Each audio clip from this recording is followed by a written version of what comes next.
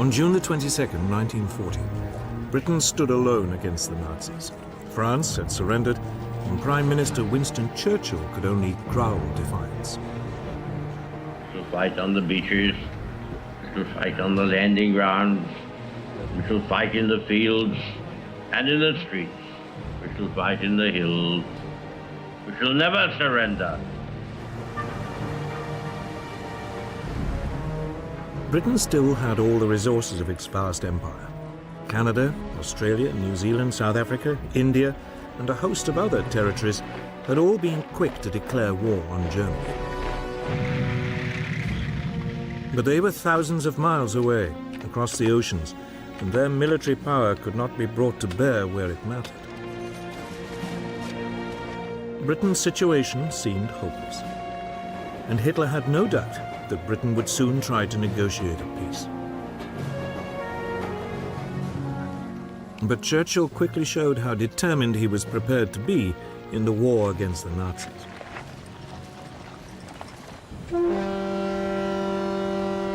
A powerful squadron of 2 French battleships and 2 battle cruisers was lying in the port of Mers el-Kabir in French North Africa. If the French ships fell into German hands, the British Navy's position in the Mediterranean would become impossible.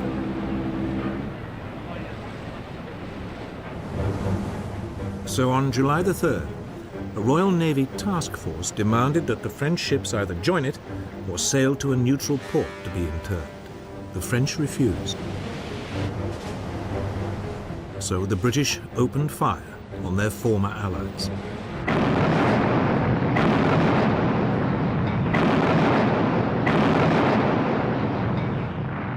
They destroyed or severely damaged 3 of the battleships.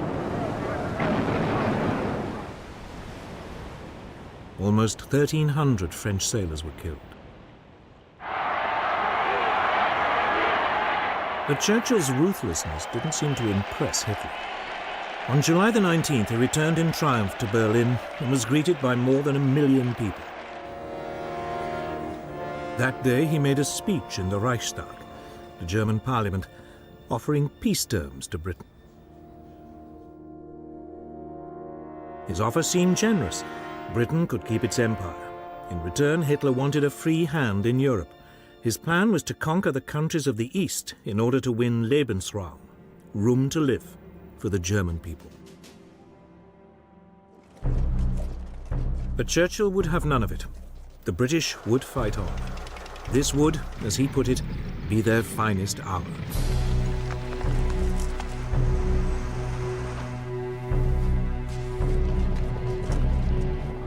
Churchill's defiance was immensely popular. King George VI wrote in his diary, "Personally, I feel happier now that we have no more allies to be polite to and to pamper."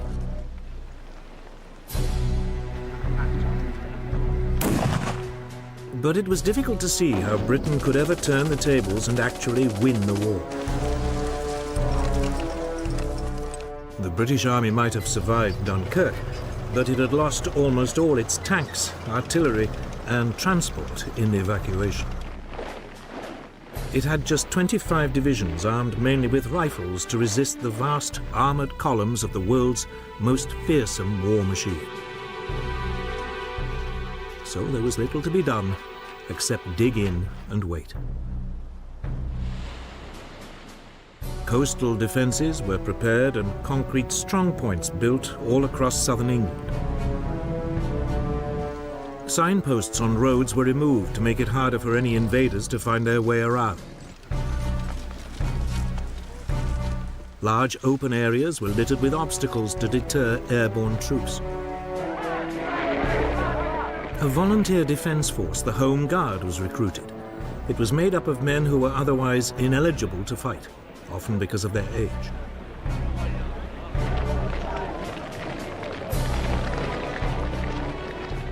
By the end of June 1940, almost 1.5 million volunteers had signed up. But there were few weapons with which to arm them.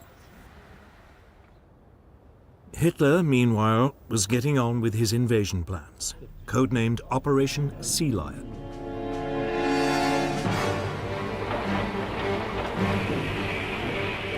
some 20 divisions would be landed on a broad front along England's south coast.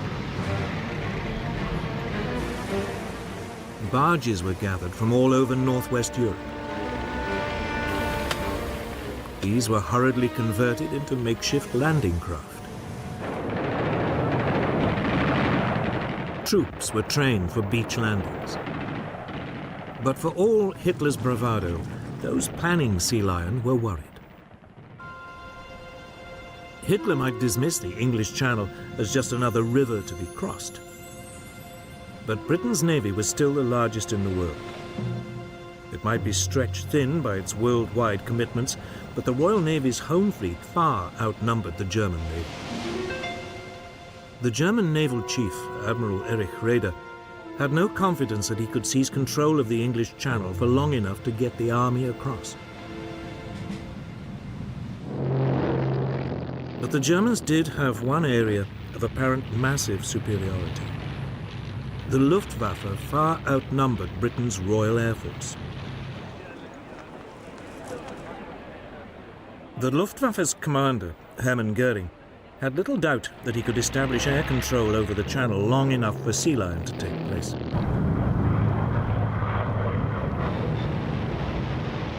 On July the 10th, the Luftwaffe began attacking shipping in the Channel.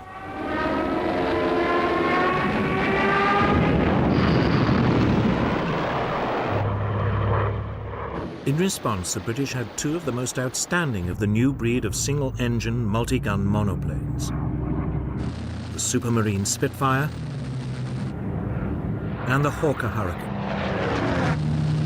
The Spitfire was slightly faster and more agile than its German rival, the Messerschmitt Bf 109, which escorted the German bombers.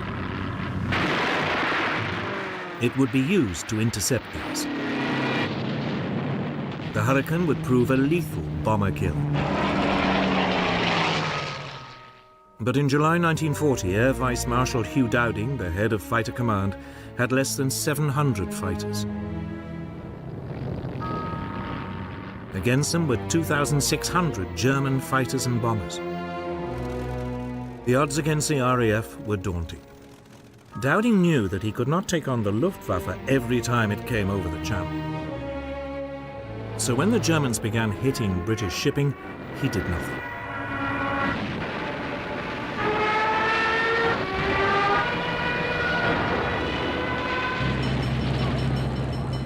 Instead, he would only use the RAF to stop the Luftwaffe from establishing the air supremacy needed for invasion.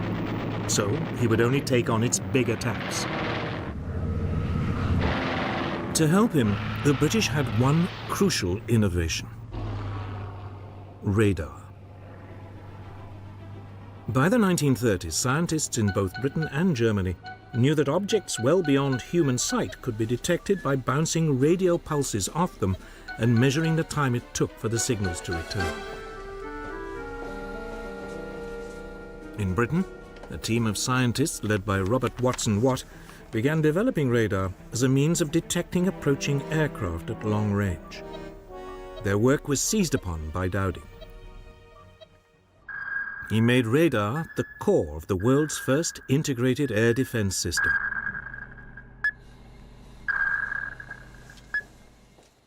Known as Chain Home, this was a string of 21 300-foot-tall radar masts sited along the south and east coasts of Britain.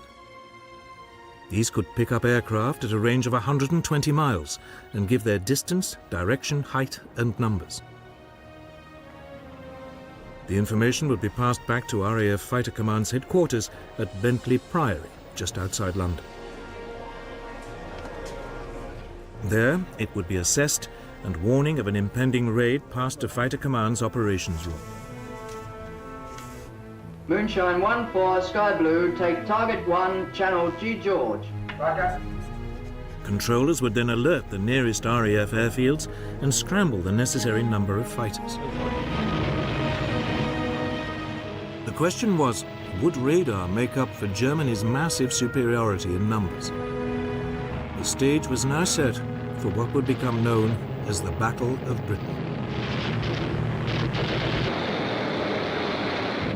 Since June the 10th, 1940, the German Luftwaffe had been battering British shipping in the English Channel. The Luftwaffe's commander, Reichsmarschall Hermann Göring, was determined to lure the British Air Force into combat. But Britain's Air Chief Marshal Hugh Dowding refused to take the bait. He used his fighters sparingly, knowing that the real battle was still to come.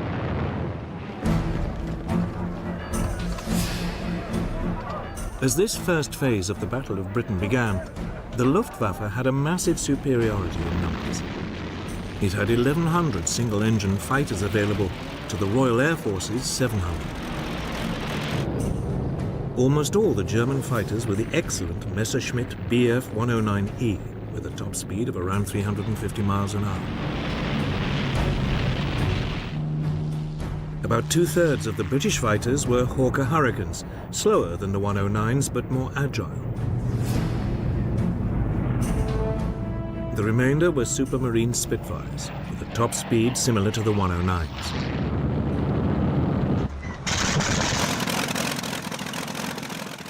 For their assault, the Germans had over 1,300 medium bombers, Dornier Do-17s, Heinkel HE-111s, and Junkers Ju-88s, each carrying about 4,000 pounds of bombs.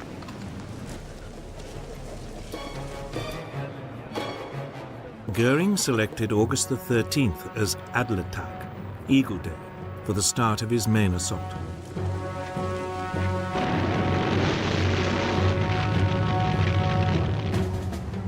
His aim was to destroy RAF fighters in the air, and the RAF's airfields and Britain's aircraft factories.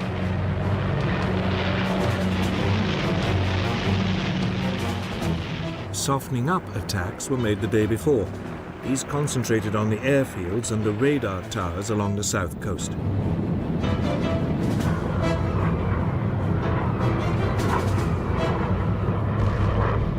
One station on the Isle of Wight was put out of action, and several were damaged, but these were working again within hours. Göring did not believe that radar had a significant role to play in the battle, and so these attacks were not repeated. It was a big mistake. Adlertag dawned cloudy, so the main assault was postponed until the afternoon. When it came, radar gave ample warning. Starmouth calling. Planes heard 3 miles southwest.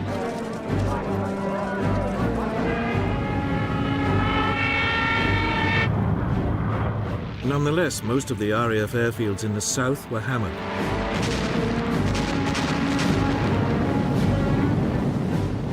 But by the end of the day, none had been put out of action. The Luftwaffe lost 46 aircraft. Britain, just 13.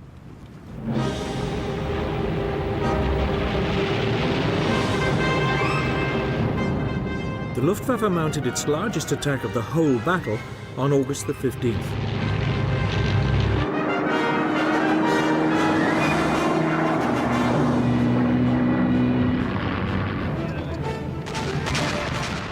Waves of heavily escorted German bombers forced their way through to the RAF airfields. The RAF was so overstretched that some pilots flew 7 sorties that day. By the time the raids died away, some 90 German aircraft had been shot down for the loss of 42 British fighters.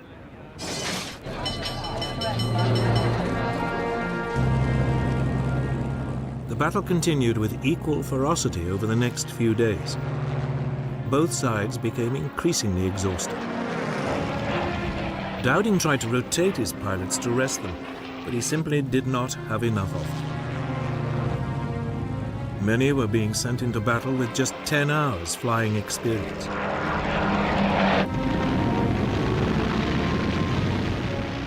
The Luftwaffe was suffering too. Its pilots were shocked and increasingly demoralized by the resilience of the British. The RAF fighters always seemed to be waiting for them.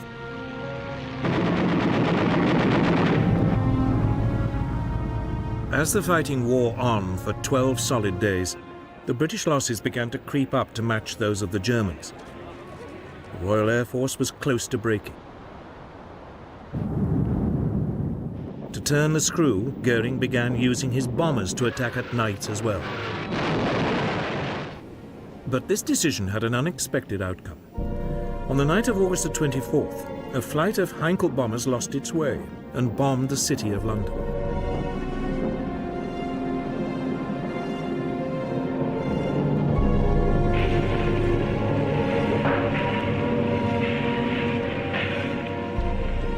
It was the first attack on a non-military target. The next night, 81 British bombers responded by raiding Berlin.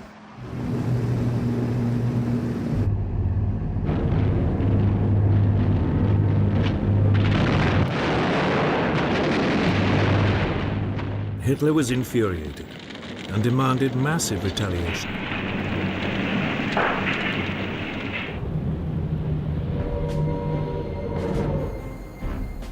This came on the evening of September the 7th. German bombers attacked the London docks and surrounding areas. More than 450 people died and thousands of homes were destroyed. But in fact, this was Goering's second crucial mistake. By switching from the RAF's airfields just at the moment when it seemed about to break, he gave it the respite it needed. Had Goering continued to attack the airfields, the RAF could not have continued to defend the skies. Instead, on September the 15th, British radars picked up another massive assault on London. The first wave of 100 bombers and 400 fighters was intercepted. Fighting raged all the way from the coast.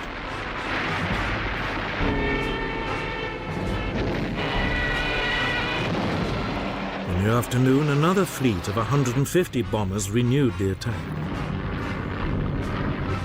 Winston Churchill was at Fighter Command headquarters that day. After he heard controllers calling in reinforcements from neighboring groups, he asked, "What other reserves have we got?"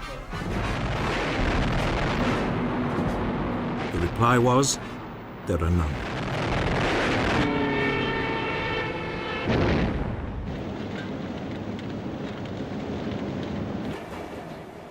But it was obvious that the Luftwaffe had failed to gain control of the air.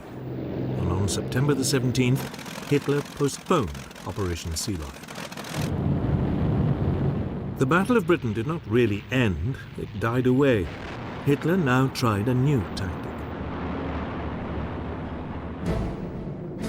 By October the 5th, the daylight raids stopped, and the Germans concentrated on bombing Britain's cities by night. This was a so-called blitz. London was attacked every night but one, up to November the 12th. On November the 10th, the centre of the city of Coventry was obliterated.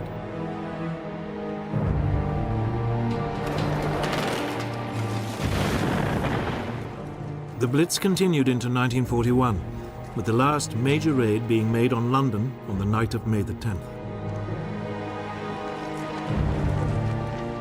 More than 50,000 civilians were killed in the Blitz, but there was never any question of Britain cracking.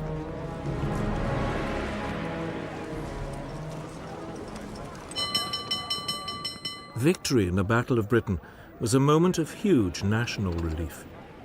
Pilots had come from all over the empire to join the RAF, and from countries occupied by the Nazis like Poland and Czechoslovakia. Churchill summed up the nation's gratitude. Never in the field of human conflict was so much owed by so many to so few.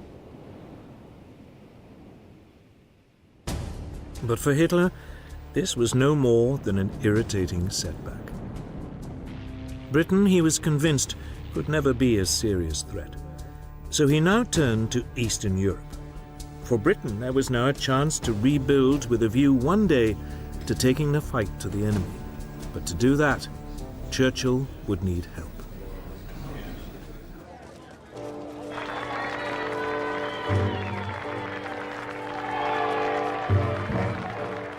Britain may have won the Battle of Britain, but it was still immensely vulnerable.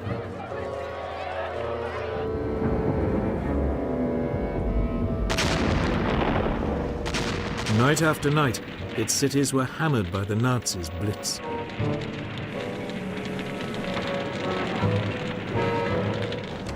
Its supply lifelines at sea were under constant assault. Churchill needed more help. And there was only one country that could provide it: the United States.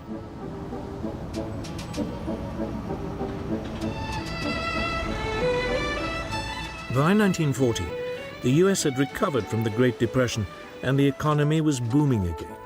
It had immense reserves of manpower and unrivaled industrial strength. But the people of the United States were utterly opposed to becoming involved yet again in Europe's wars. In July 1940, a poll showed that only 8% of them were willing to enter the war. Undeterred, Churchill lobbied the US President, Franklin Delano Roosevelt. Roosevelt had long admired Churchill for his outspokenly anti-Nazi views, and the two men shared an interest in naval affairs. Roosevelt had been Undersecretary for the US Navy in 1917. After he became president, Roosevelt kept in touch with Churchill. The two began a correspondence, Churchill signing himself former naval person. For all his avuncular image, Roosevelt had no illusions that German aggression would one day suck America into the war. So he began the long job of preparing American public opinion. I am a pacifist, but I believe you and I will act together to protect and to defend our science, our culture, our American freedom, and our civilization. In July 1940, he got approval for a massive expansion of the US Navy, including the building of 6 large battleships and a new class of aircraft carriers. The following month, Congress agreed that the National Guard and other reserves should be called up for 1 year's active duty. And in September, the large expansion of the 150,000-strong US Army was agreed, with a limited number of conscripts being chosen by lottery. The first number drawn by the Secretary of War is serial number 158. That same month, Roosevelt announced a deal under which the US would supply Britain with 50 World War I destroyers in return for 99-year leases on bases in Newfoundland and the Caribbean. The British Navy, desperate for more escorts to fight the U-boats, began taking them over within days of the deal being signed.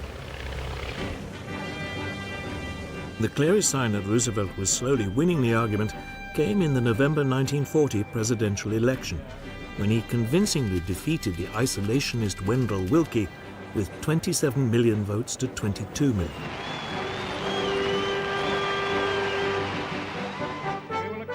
At the end of the year, Roosevelt spoke to the American people, setting out the 4 essential freedoms which he believed were at stake and which Britain was fighting to uphold: freedom of speech and religion, and freedom from want and from fear.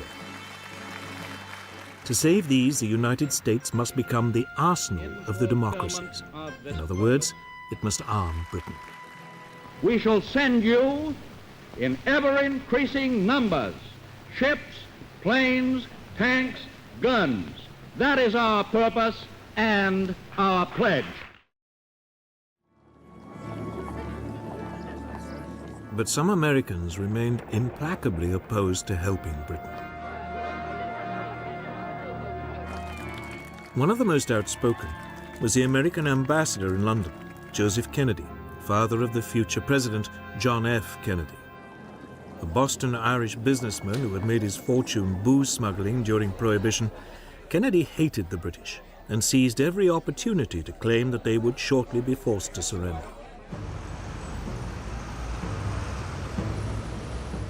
However, Kennedy's virulence was counterbalanced by the growing admiration many Americans felt for the bravery shown by the British people during the Blitz. In particular, the broadcasts by the CBS London correspondent Ed Murrow helped to change public opinion.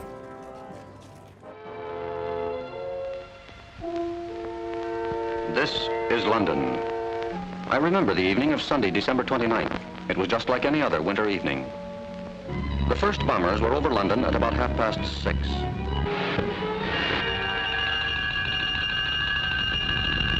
Soon the fires hissed from the top-story windows. Hitler once boasted, "I will rub out their cities." This is what he meant.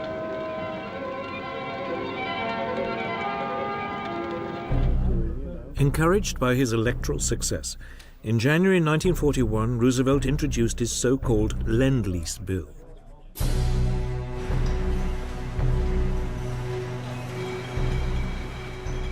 The United States would supply weapons and war material to Britain and China, which was still struggling desperately against the invading Japanese. Payment would be delayed.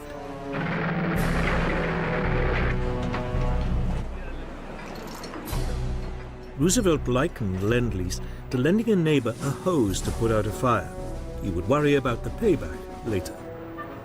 Roosevelt was also being canny.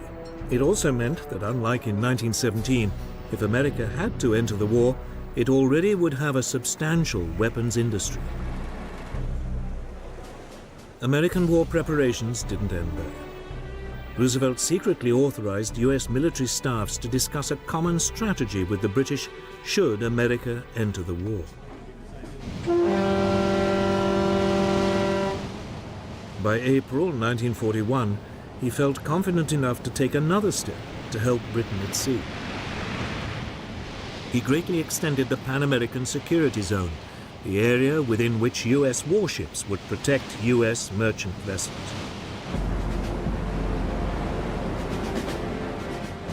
In May, U.S. troops set up bases in Greenland, and in July, U.S. Marines were sent to replace the British garrison in Iceland, which was there to deprive the Germans of its harbors.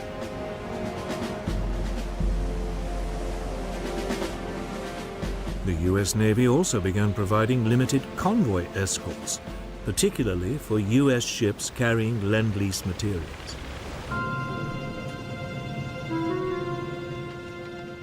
Hitler now gave his submariners strict instructions not to sink American ships, as he didn't want to provoke the United States into war. But inevitably, there were clashes. On September the 4th, 1941, a British aircraft attacked a German submarine. Thinking that the strike had come from the nearby U.S. destroyer Greer, the U-boat fired a torpedo at it. The Greer responded with depth charges, and there was a running battle which lasted 3 hours.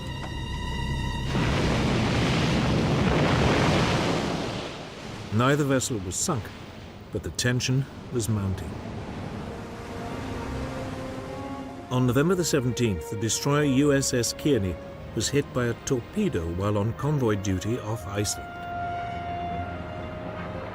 The U-boat commander claimed it was an accident. He'd been firing at a British ship and Kearney had got in the way. But 11 US sailors were dead, and the destroyer only just made it back to port in Reykjavik. Roosevelt protested, and the US press was outraged. However, the American public remained resolutely opposed to going to war. Within weeks, at the end of 1941, the situation was reversed in a single day.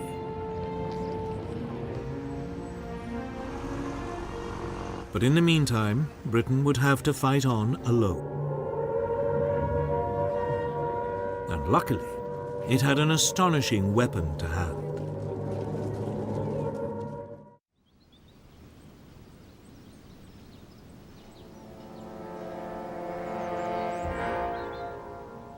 It looks like just another mansion in the English countryside, a bit run down. But Bletchley Park once contained a secret that fundamentally affected the course of World War II. Because it was at Bletchley that Britain worked out how to read Germany's most secret codes. Since the mid-1930s, all the German armed forces and intelligence departments had adopted a standard machine for encoding their messages. The cipher machine E, better known as Enigma.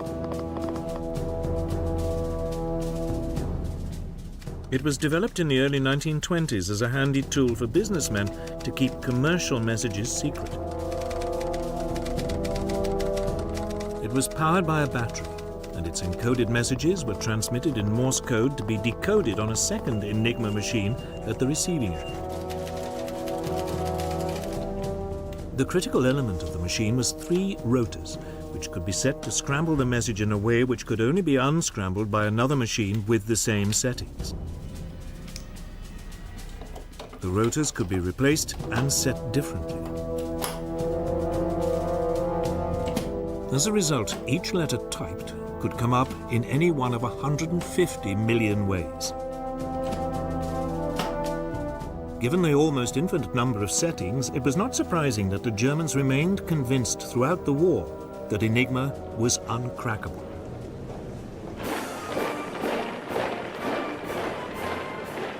It was the Poles who took the first steps in solving this baffling puzzle.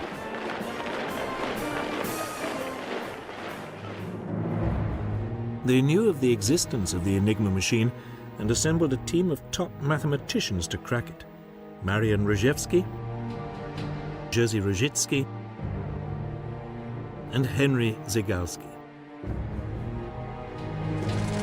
But the team could not decipher messages without knowing the internal wiring of the rotors.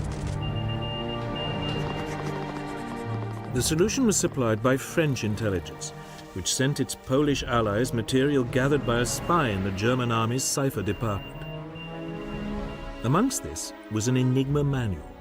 The Poles were able to reconstruct an Enigma machine and began laboriously decoding messages.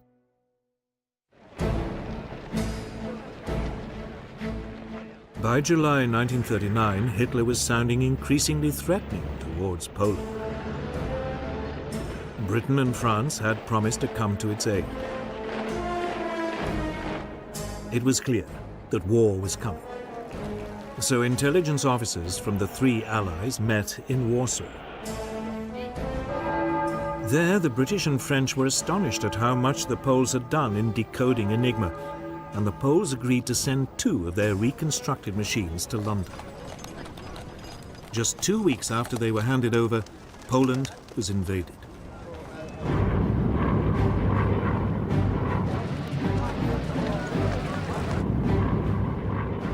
By the time Poland fell to the Germans, the Polish cryptographers had destroyed all evidence of their work on Enigma.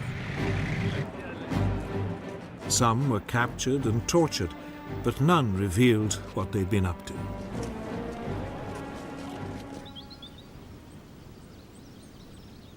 The task was now taken up by the British at their government code and cipher school at Bletchley Park near London. Its head was Commander Alistair Denniston. Denniston recruited a strange collection of mathematicians, chess masters, and crossword puzzle experts to continue the decoding. Among these experts was Alan Turing, a Cambridge Don. In 1936, Turing had described the idea of a universal computing machine, a machine that he believed would one day be able to solve all mathematical problems. He used his ideas to design decryption machines known as bronze goddesses. The raw material for Bletchley came from the British Y service, a chain of radio listening stations which monitored and recorded German transmissions. The messages were fed into Bletchley's bronze goddesses, and permutations ran until at last the key was found.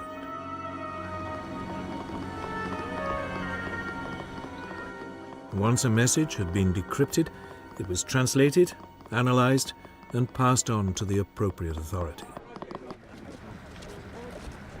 From the moment he became Prime Minister and learned of Bletchley's work, Winston Churchill understood its extraordinary importance.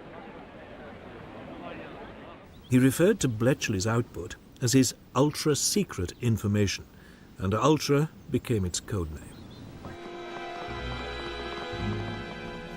The distribution of Ultra was tightly controlled. Senior commanders were shown only that information which directly concerned their operations. The need to keep the source of the intelligence secret was so great that Churchill insisted that no action could be taken on the basis of Ultra material unless a cover plan had been developed to convince the Germans that the intelligence must have come from another source.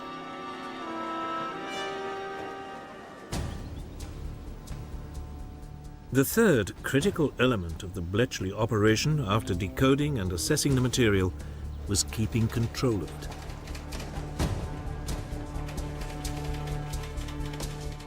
Often Ultra revealed vital information about German plans and actions. News of forthcoming attacks and other intelligence was filed away in a massive card index system. This was constantly mined for answers to questions great and small. By the end of the war, Bletchley was decoding much of the German traffic almost as fast as it was being sent. It was jokingly said that it would have been quicker for a German commander to ring Bletchley to get his orders. It was at sea that the Allies first became aware of how vital information from Ultra could be. An early example of its potential came on June the 8th, 1940. The British aircraft carrier Glorious was covering the convoys withdrawing Allied troops from Norway when Bletchley decoded signals showing the German battlecruisers Scharnhorst and Gneisenau were approaching its position. A warning was passed to Royal Navy headquarters, but unaware of how accurate the information was likely to be, this chose not to pass it on.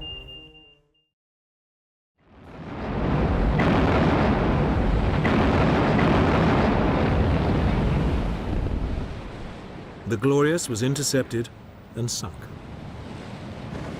The British Navy had learned the hard way just how important the new source of intelligence could be. It was not a mistake it would make again.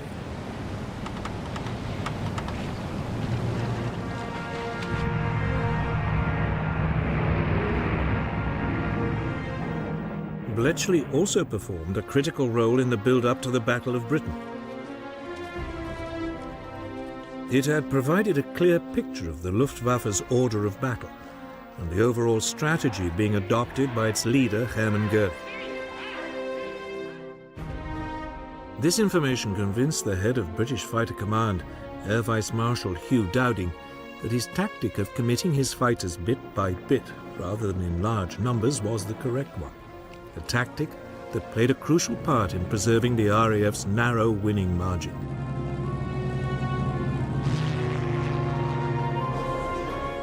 As Britain continued its lonely fight into 1941, it had at last found a way of fighting back.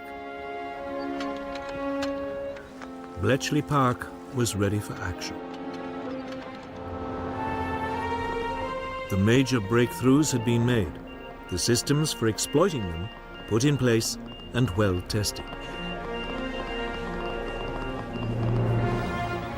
In the coming years, Ultra and the work of Bletchley Park would prove vital to the Allied successes.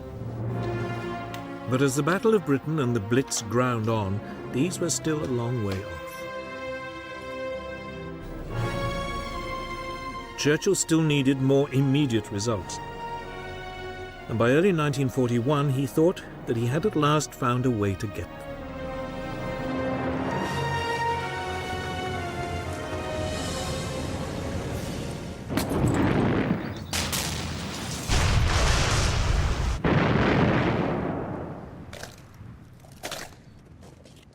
Nazi Germany might now control most of Western Europe, but Britain's Prime Minister, Winston Churchill now decided to take the war to the Germans. We shall not flinch from the supreme trial. All will come right out of the depths. Even before France had surrendered, he was looking for ways of striking back and of keeping resistance alive in the countries which had been overrun.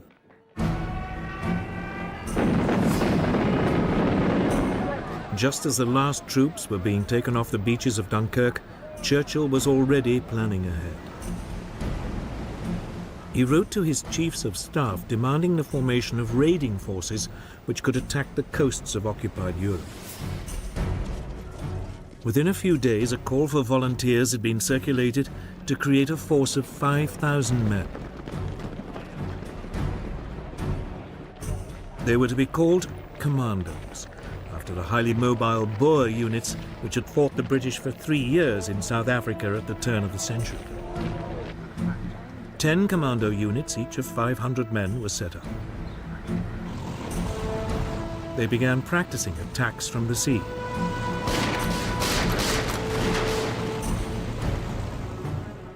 One unit was ordered to specialize in parachuting and using assault gliders. This soon became the basis of the separate parachute regiment.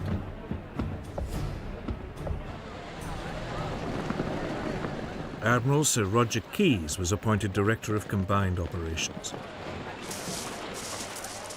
Churchill instructed him to prepare to mount 3 major raids as soon as the threat of an invasion of Britain had passed. One of Keyes' first tasks was to develop ships which could land his new troops. 3 cross-channel ferries were converted so as to carry landing craft.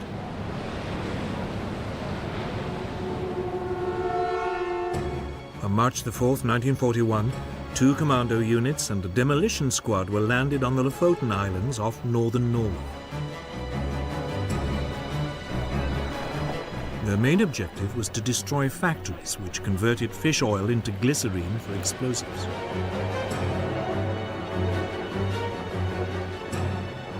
The commandos achieved total surprise and landed without a shot being fired. A German armed trawler in the harbour was seized. They quickly destroyed the factories and the fish oil tanks.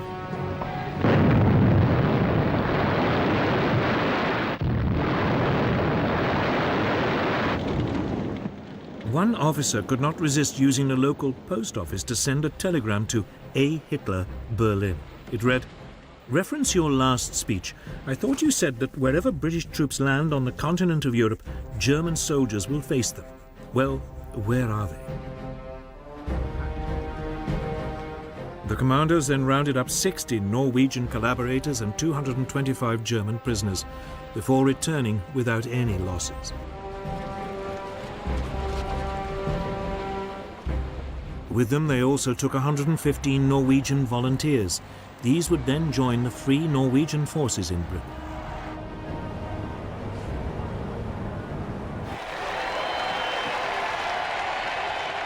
The Lofoten raid was an enormous public relations success and a huge boost for British morale. But its most important result was one which could not be publicized: the capture of a set of rotors for an Enigma machine. Although the machine had been thrown overboard from the armed trawler, its crew forgot the spares. They were to give invaluable help to the cryptographers of Bletchley Park in breaking the German naval codes.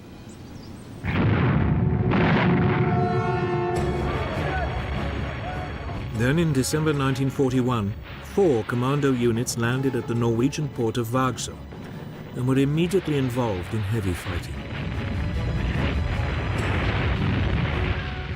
The approach to Vagsø was covered by the small island of Malø, on which the Germans had placed artillery.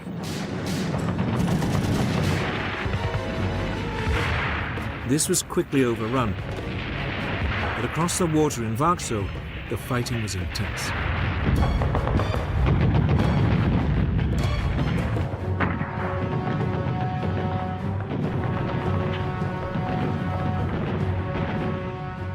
It took several hours for the main German garrison to be subdued.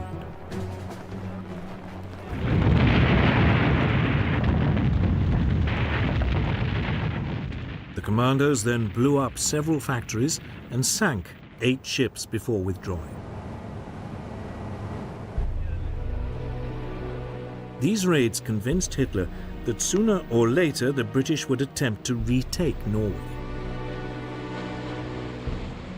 So for the remaining 4 years of the war, he kept some 250,000 troops there. Troops which might have proved vital on other fronts. But effective as they were, commando raids were not enough to stop the Nazis.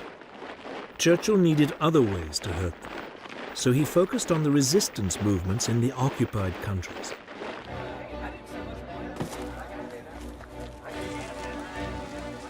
In July 1940, a Special Operations Executive, SOE, was formed, as Churchill put it, to set Europe ablaze. Its objectives were to encourage sabotage of the enemy war effort, gather intelligence and prepare clandestine forces to disrupt German defenses.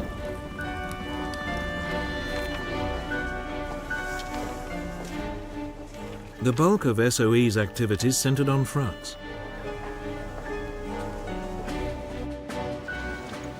Soon agents were recruited in Britain to build up and coordinate the French resistance networks. Radio operators and couriers were also trained to support them.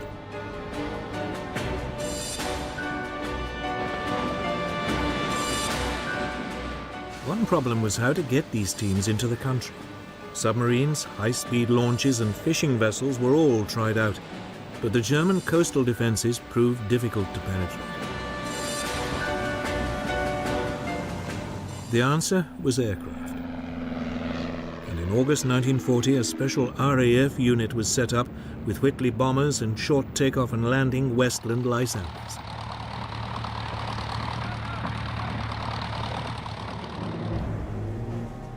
Agents and equipment were either parachuted in from the bombers or flown in and brought out by the Lysanders.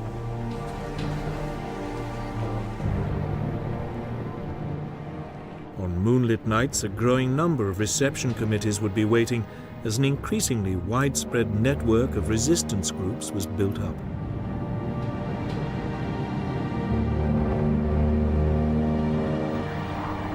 But all the while, they were hunted by an increasingly sophisticated German counter-espionage system. This used direction-finding equipment to locate hidden radios and double agents to infiltrate networks. The work of SOE agents was desperately perilous, and their life expectancy short. The slightest lapse in concentration might betray them to the Gestapo. Many suffered torture and death. But Churchill was sure it was worth it. Keeping resistance alive in the occupied countries gave hope to millions that liberation would eventually come.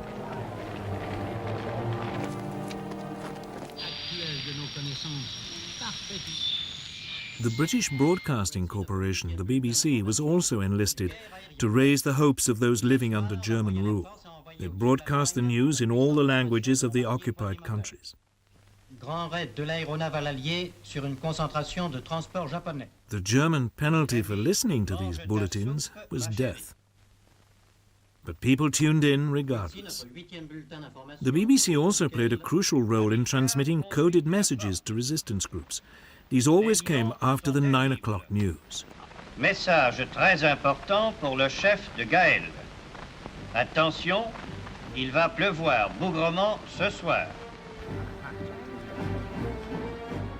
For the peoples of occupied Europe, the prospect of liberation might only be a distant dream, but in the middle of 1941 it suddenly became more likely. For by then, Britain was no longer alone in fighting Nazism.